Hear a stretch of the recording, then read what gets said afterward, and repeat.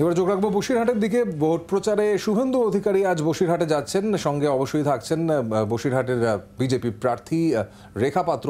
তাকে নিয়ে road show করার কথা রয়েছে বিরোধী দলনেতার। যেটা জানতে পারা যাচ্ছে, আজ প্রায় 4 কিলোমিটার রাস্তায় রোড শো করবেন শুভেন্দু অধিকারী রেখা পাত্রকে সঙ্গে নিয়ে। কমলাক্ষ ভট্টাচার্য আমাদের প্রতিনিধির সঙ্গে আছেন। কমলাক্ষ, এই রোড শো একটু জানতে চাইবো ঠিক কি কি থাকছে, কারণ রেখা পাত্র রীতিমতো একজন চমক বলা হচ্ছে বিজেপির প্রার্থী তালিকায়। তাকে নিয়ে রোড শো করবেন শুভেন্দু অধিকারী, কি বলতে পারেন, কি কি আয়োজন আপাতত করা হয়েছে, তৎপরতা কি রয়েছে এই রোড শো নিয়ে? দেখো, গতকালই শুভেন্দু অধিকারী স্পষ্ট করেছিলেন যে আজকে রেখা পাত্রকে সঙ্গে নিয়ে 4 কিলোমিটার রোড শো তিনি করবেন এবং তারপর সেই রোড শোর শেষে বসিরহাটে একটি স্ট্রিট কর্নার বা পথসভা হবে।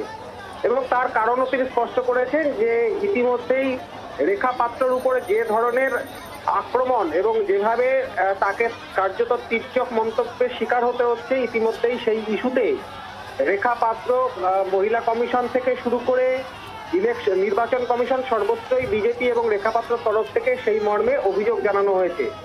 তার কারণ তুমি নিশ্চয়ই জানো যে গতকালই যে ইস্যু সামনে আসে, অর্থাৎ রাজ্য সরকারের বিভিন্ন প্রকল্পের সুযোগ সুবিধা রেখা পাত্র নিয়েছেন, স্বাস্থ্য সাথী থেকে শুরু করে লক্ষ্মীর ভান্ডারের সুযোগ সুবিধা নিয়েছেন, সেই সামনে নিয়েছে, তার সমস্ত ব্যক্তিগত তথ্য সামনে, ডেটা সামনে নিয়েছে। তৃণমূলের তরফ থেকে সেই আক্রমণ শোনানো হয় যে সমস্ত সরকারি সুযোগ সুবিধা নিয়ে তিনি প্রধানমন্ত্রীর গুণগান গাইছেন।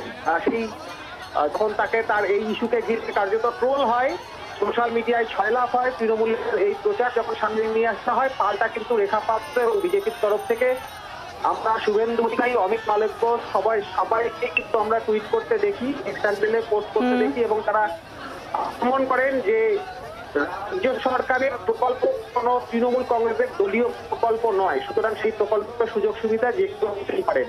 সেই জবাব দিতেই কিন্তু আজকে বসিরহাটে রেখা পাত্রকে সঙ্গে নিয়ে আজকে এই মিছিল এবং মিছিলের শেষে পথসভা করবেন শুভেন্দু অধিকারী।